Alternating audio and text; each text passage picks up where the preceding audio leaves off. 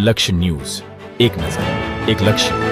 ધ્રાંગધ્રા રિદ્ધિ સિદ્ધિ સોસાયટીના હામાપર વાળા મેલડીમાં બાળાઓનું નવદુર્ગા સ્વરૂપ દેશભરમાં મા આદ્યશક્તિના નવલા નોરતાની હર્ષોલ્લાસથી ઉજવણી થઈ રહી છે.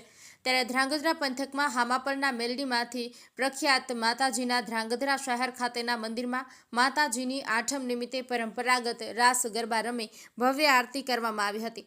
ખાસ કરીને નાની બાળાઓએ નવ દુર્ગાનું સ્વરૂપ ધારણ કરી માતાજીને સર્વહિતાયની મંગલ પ્રાર્થના કરી હતી. ધ્રાંગધ્રા પુનિતનગરમાં આવેલા રિદ્ધિ સિદ્ધિ સોસાયટી ખાતે બિરાજમાન હામાપરવાળા મેલડીમાં ભક્તોની અનેરી શ્રદ્ધા અને બાધાવાળા મંદિર તરીકે જાણીતું છે. અહીં મંદિરના ભુવા ભરતસિંહ ઝાલા દર વર્ષે ભવ્ય પાટોત્સવ ઉજવે છે, જેમાં શાસ્ત્રોક્ત વિધિ વિધાન સાથે હોમ હવન અને ભવ્ય માંડવું નાખીને માતાજીના વધામણા થતા હોય છે.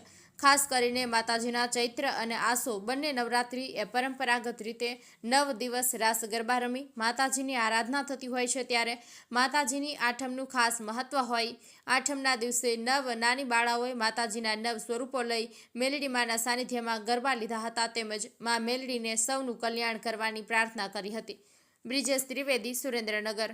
અમારા ધ્રાંગધ્રા શહેરમાં દર વર્ષે નવરાત્રિનું આયોજન કરવામાં આવે છે, જેમાં શ્રી રિદ્ધિ સિદ્ધિ સોસાયટીમાં હામપણના વાવવાળા મેલડીમાના મંદિરે અમે છેલ્લા 5 વર્ષથી પરંપરાગત રીતે નવરાત્રિનું આયોજન કરીએ છીએ અને બધી જ દીકરીઓ ગરબા રમે છે, જેમાં બધી દીકરીઓએ આઠમના દિવસે નવદુર્ગાનું રૂપ ધારણ કર્યું છે અને લાણીનો ઉત્સવ પણ ઉજવવામાં આવ્યો છે.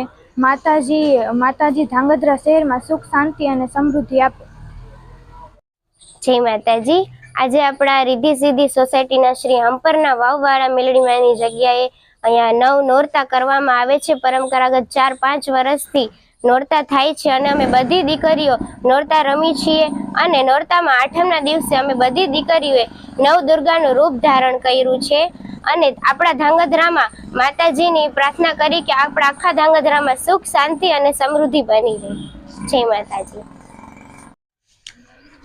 સમગ્ર દેશભરમાં નવરાત્રિનો માહોલ છે, ત્યારે અમારા ધ્રાંગધ્રામાં રિદ્ધિ સિદ્ધિ સોસાયટી ખાતે આવેલા અમારા હામપરવાળા શ્રી હામપરના વાવવાળા મેલડીમાના મંદિરે 9 દિવસ સુધી બાળાઓએ ગરબા રમી અને જ્યારે 8મા નોરતે નવદુર્ગાનું સ્વરૂપ ધારણ કર્યું. જે આપણે સમગ્ર ગુજરાતમાં જે અલગ અલગ તીર્થધામ છે, બહુચરમાં છે, આદ્યશક્તિમાં છે, ખોડિયારમાં છે, જેવા અલગ અલગ સ્વરૂપે દીકરીઓ માતાજીના નવદુર્ગાના સ્વરૂપે અહીંયા બિરાજમાન થઈ અને એમનો ગરબો ગાયો અને અમારા ભુવાશ્રીજી ભરતસિંહ બાપુએ એમને લાણી કરી અને પ્રસાદની વહેંચણી કરી, જેથી ધન્યતા અનુભવીએ છીએ.